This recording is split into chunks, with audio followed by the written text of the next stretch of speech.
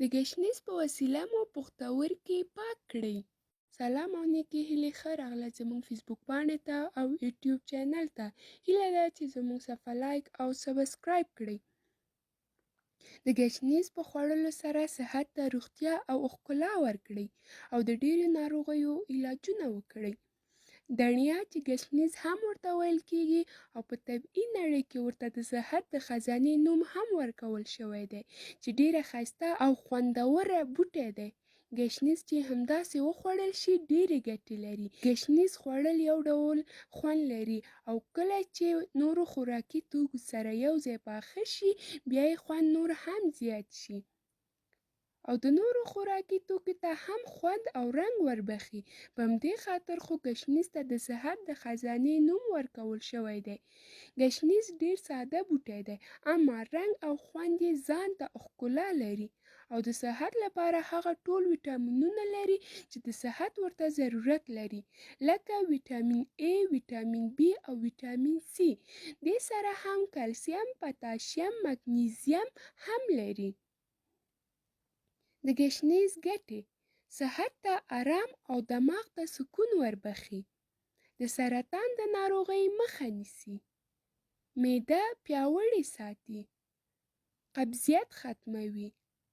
په وجود کې چې هر ډول باد شتون ولري له منځه وړي. پښتورګي پاک ساتي او په پښتورګو کې چې کوم چرک، میکروب یا ډبره وي د تل لپاره یې ختموي. 15 ورځې استعمال کړئ ګټه یې خپله درته معلومیږي. دا چې بیلابیل درمل خورئ او مصرفونه کوئ تر دې دا ښه ده چې هر څه په خپل کور کې اسانه او ارزانه ځان ته جوړ کړئ او استعمال یې کړئ. د ډېرو مصرفونو او تکلیفونو څخه به وژغورل شئ.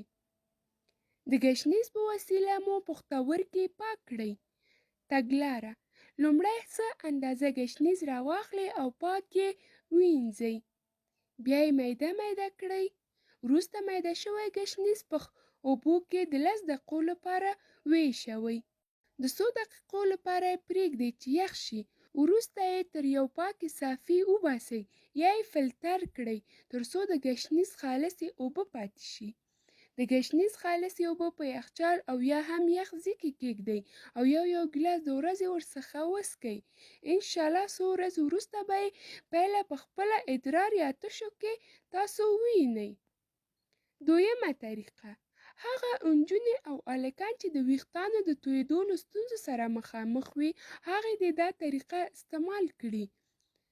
2 دستې ګشنیز په جوسر ماشین کې واچوئ او نیم ګیلاس اوبه هم ور واچوئ.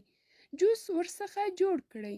کله چې جوس ورڅخه جوړ شي بیا یې چاڼ کړئ یعنې فلټر یې کړئ. په یو شي کې اوبه ورڅخه وباسئ. هغه اوبه چې په خپلو ویښتانو ووهئ ټول سر باندې مالش کړئ. 15 او یا 20 دقیقو یې همداسې پرېږدئ. وروسته د 15 یا 20 دقیقو وروسته یې خپل ویښتان پاک پرېمینځئ. دا طریقه د 20 ورځو لپاره تکرار کړئ چې د سر ویښتان به مو د هر ډول ناروغۍ څخه وژغورل شي.